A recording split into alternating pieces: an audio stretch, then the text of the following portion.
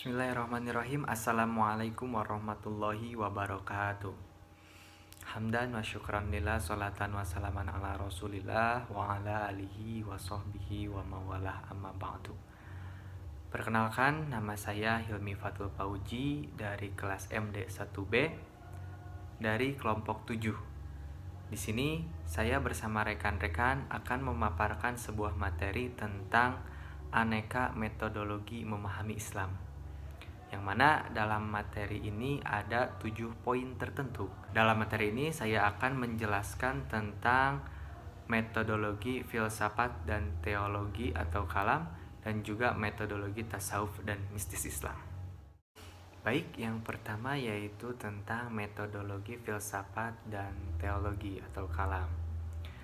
Filsafat secara bahasa merupakan kata serapan dari bahasa Yunani, yaitu filosofia, yang diturunkan dari kata kerja filosofien yang memiliki makna mencintai kebijaksanaan.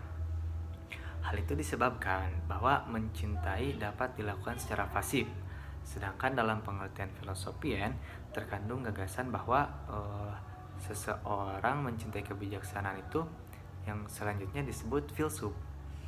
Nah, sehingga setelah filsafat seharusnya lebih dimaknai pada kebijaksanaan yang belum diraih dan sedang diusahakan. Filsafat dalam kajian studi Islam merupakan salah satu cara yang digunakan untuk mengungkap suatu permasalahan dan memperoleh solusi atas permasalahan tersebut. Lalu pendekatan filosofis berupaya mencari jawaban atas segala sesuatu atau hikmah di balik objek formal dengan ciri khas mendalam, radikal, dan sistematis. Dalam mengkaji Islam, menggunakan pendekatan filsafat dapat dilakukan dengan berbagai metode, sebagaimana menggunakan pendekatan filsafat dalam kajian sosial.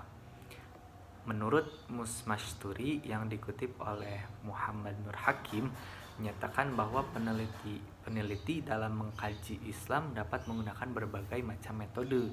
Namun, di dalam metode tersebut harus sesuai dengan tujuan, objek, tipe, serta jenis penelitian seperti metode deskriptif, analisis, sintetis, komparatif, dan fenomenologi.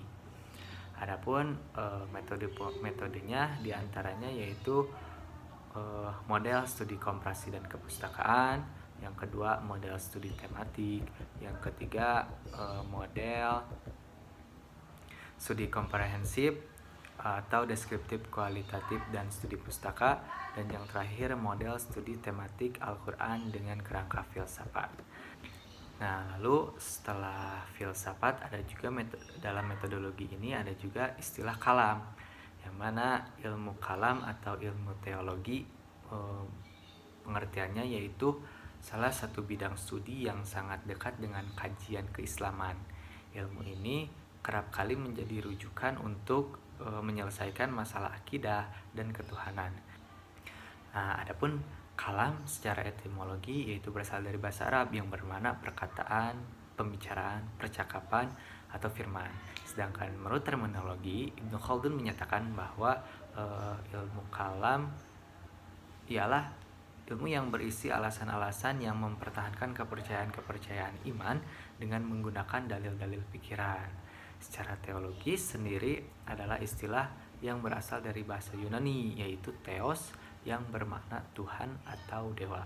Sedangkan logos bermakna wacana, perbincangan yang selanjutnya disebut diskursus mengenai Tuhan. Dalam kajian studi agama, pendekatan kalam atau teologi menjelaskan kepercayaan atau pandangan agama terhadap Tuhan. Dalam teologi Islam pun Tuhan adalah tunggal, yaitu Allah.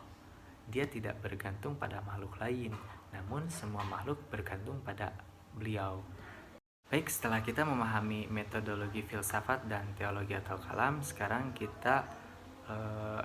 saya akan membahas metodologi tentang tasawuf dan mistis Islam. Adapun pengertian tasawuf secara etimologis berasal dari bahasa Arab, yaitu tasawwuf ya tasawwafu tasawwufan. Selain dari kata tersebut, ada yang mengatakan bahwa tasawuf berasal dari kata suf yang artinya buru domba. Maksudnya adalah bahwa para penganut tasawuf ini hidupnya sederhana tapi berhati mulia. Namun secara umum dapat diartikan sebagai suatu upaya yang dilakukan seseorang untuk mensucikan dirinya dengan cara menjauhkan pengaruh kehidupan yang buruk atau yang bersifat duniawi, dan akan memusatkan seluruh perhatiannya kepada Allah ataupun melakukan dengan sesuatu yang berkaitan dengan ukhrawi. Para ahli ilmu tasawuf pada umumnya membagi tasawuf itu kepada 3 bagian, yaitu tasawuf falsafi, tasawuf akhlaki, dan tasawuf amali. Yang mana ketiga macam tasawuf ini tujuannya sama, yaitu mendekatkan diri kita kepada Allah Subhanahu wa taala dengan cara membersihkan diri dari perbuatan yang tercela dan menghiasi diri dari perbuatan yang terpuji. Dengan demikian, dalam proses pencapaian tujuan bertasawuf, seseorang harus terlebih dahulu berakhlak mulia. Ketiga tasawuf ini berbeda-beda dalam hal pendekatan yang dinurkan. Namun, perlu dipahami bahwa pembagian tasawuf ini hanya dalam bentuk kajian akademik, karena ada ketiga bentuk tasawuf ini tidak dapat dipisahkan, sebab praktik dalam kegiatan tasawuf ini saling berkaitan. Nah, dalam metodologi ini pun ada tentang mistis Islam, yang mana mistis itu berasal dari kata mistik, lalu diberi imbuhan is yang memiliki arti kata sifat dan menjadi mistis. Adapun definisi mistis Islam adalah subsistem religi untuk memenuhi hasrat manusia dan mengalami merasakan emosi bersatu dengan Tuhan, tasawuf, suluk, hal gaib yang tidak terjangkau dengan akal manusia. Selain definisi juga ada tujuan mistis Islam, yang mana tujuan mistis Islam itu adalah memperoleh hubungan langsung dan disadari dengan Tuhan, sehingga disadari benar-benar bahwa seseorang berada di hadirat Tuhan yang Maha Esa, yaitu Allah Subhanahu wa taala.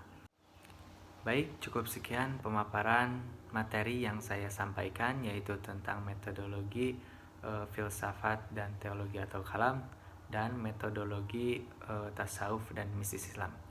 Terima kasih atas perhatiannya. Wassalamualaikum warahmatullahi wabarakatuh.